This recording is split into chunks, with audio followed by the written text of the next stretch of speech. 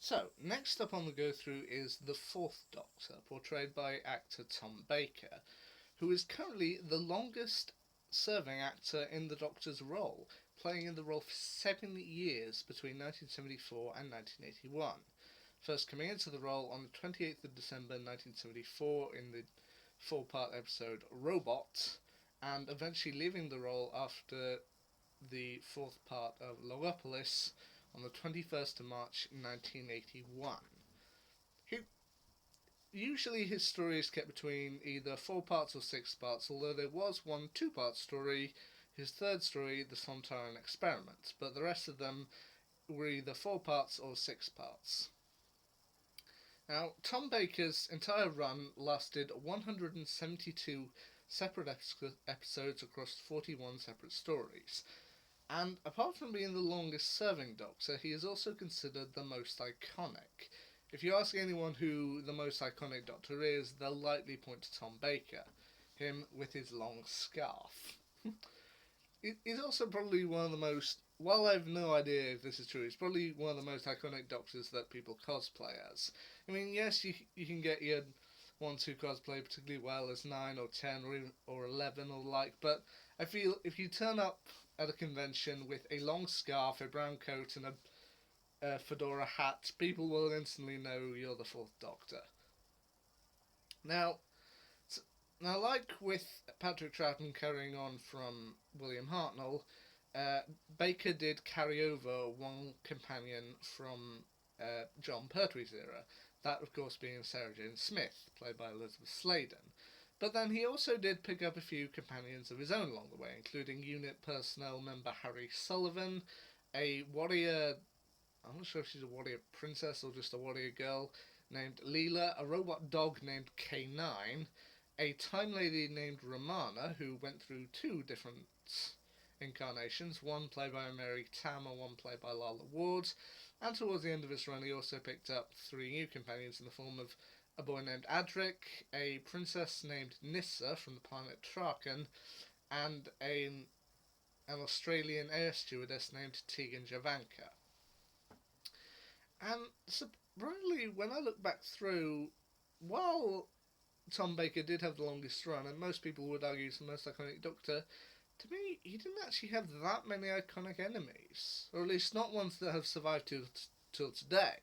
I mean, don't get me wrong, you can go and look up stories like City of Death, and I'm sure you'll find great monsters in it, City of Death, Meglos, and the like. But surprisingly, with all the villains he faced, only a handful of them have actually made it through to today. I mean, once again, he did face off against monsters that we have seen in Doctor Who before, the classics, such as the Sontarans, the Daleks, Cybermen, and a few run-ins with the Master.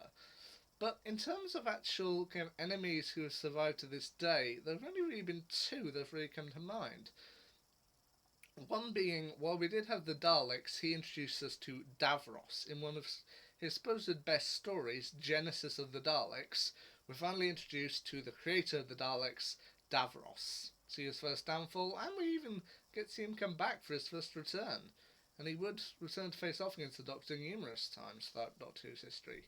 The other one, which is kind of a surprise how much of a classic they became, were the Zygons.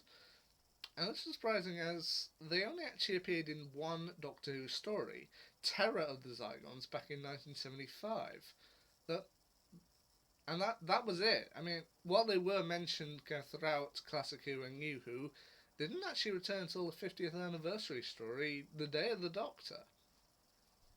Although there were definitely a few monsters that Doctor Who has made references to over the years, such as Crinoids. The Rutans finally show up again in the Doctor Who adventure game The Gunpowder Plot, and the Naimon is briefly mentioned in the 11th Doctor story, The God Complex. So, yeah.